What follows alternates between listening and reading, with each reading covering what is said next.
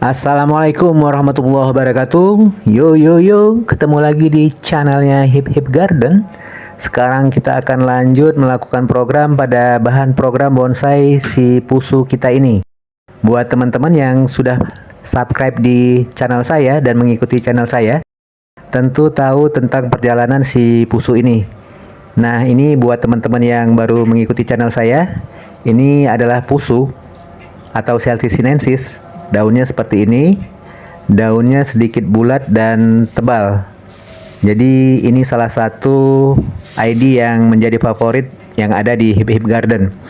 Oke, sambil kita melanjutkan pekerjaan pembentukannya ini, saya akan sedikit cerita tentang karakter si pusu ini.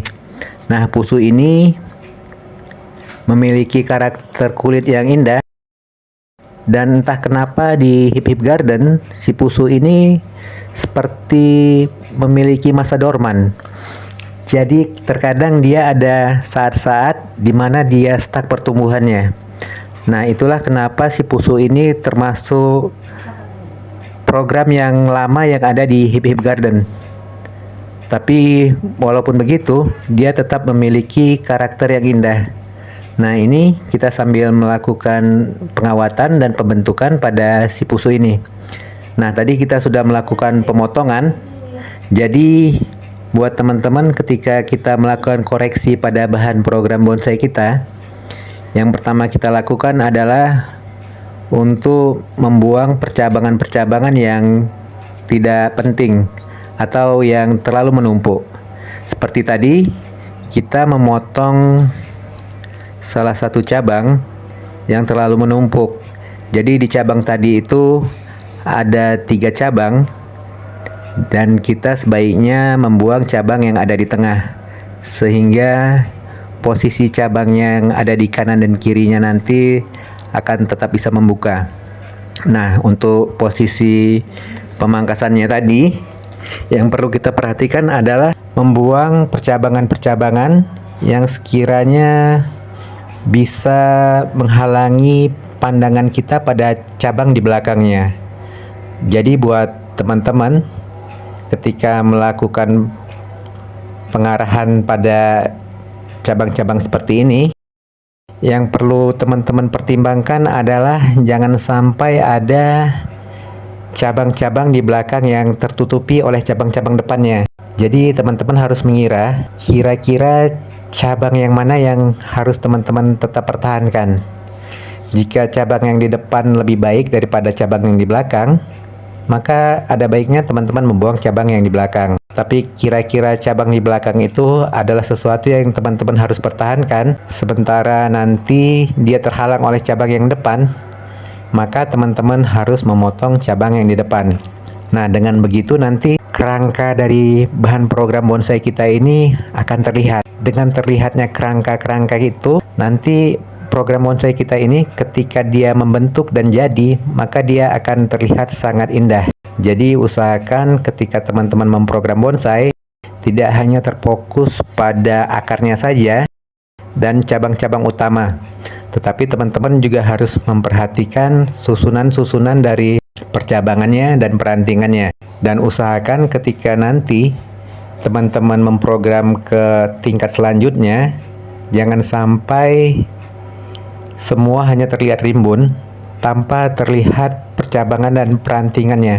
Jadi teman-teman harus bisa mengira-ngira atau membuat sebuah komposisi sehingga nanti antara gerak dasarnya, batangnya, cabang-cabangnya tetap terlihat dan tidak tertutupi semua oleh daun-daunnya.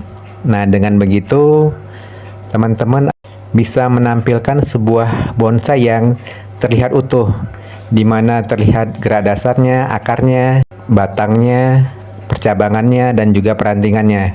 Nah, dengan begitu bonsai teman-teman akan terlihat komplit dan indah. Nah, ini kita akan coba mengarahkan, menyusun dari percabangannya ini sehingga dia terlihat indah. Jadi salah satu tipsnya adalah teman-teman usahakan untuk mengembangkan percabangannya ini jangan sampai terlihat menumpuk, karena di satu sisi ketika dia menumpuk itu juga nanti bisa menjadi sarang yang ideal bagi hama. Nah, dengan membukanya ini, salah satu keuntungannya adalah sirkulasi udara yang ada nanti di bonsai kita akan menjadi bagus dan bonsai kita nanti akan subur dan terhindar dari hama dan kutu. Dengan begitu dia nanti tidak gampang lembab karena sirkulasi udaranya di dalam bagus. Nah, ini kita coba mengarahkan, dan untuk si pusu ini teman-teman harus benar-benar memperhatikan seberapa lama teman-teman melakukan pengawatan, karena si pusu ini terhitung cepat membentuk.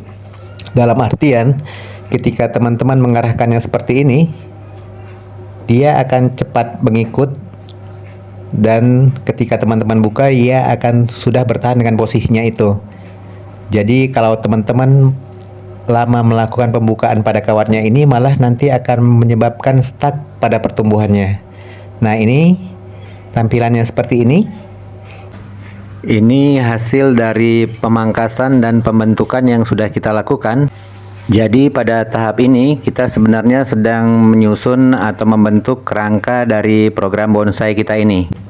Proses ini juga berfungsi agar nanti pertumbuhan cabangnya lebih fokus kepada yang kita inginkan. Ini adalah posisi awalnya sebelum kita melakukan pembentukan dan pemotongan, dan ini adalah tampilan sekarang setelah kita melakukan pembentukan pada bahan program bonsai kita ini.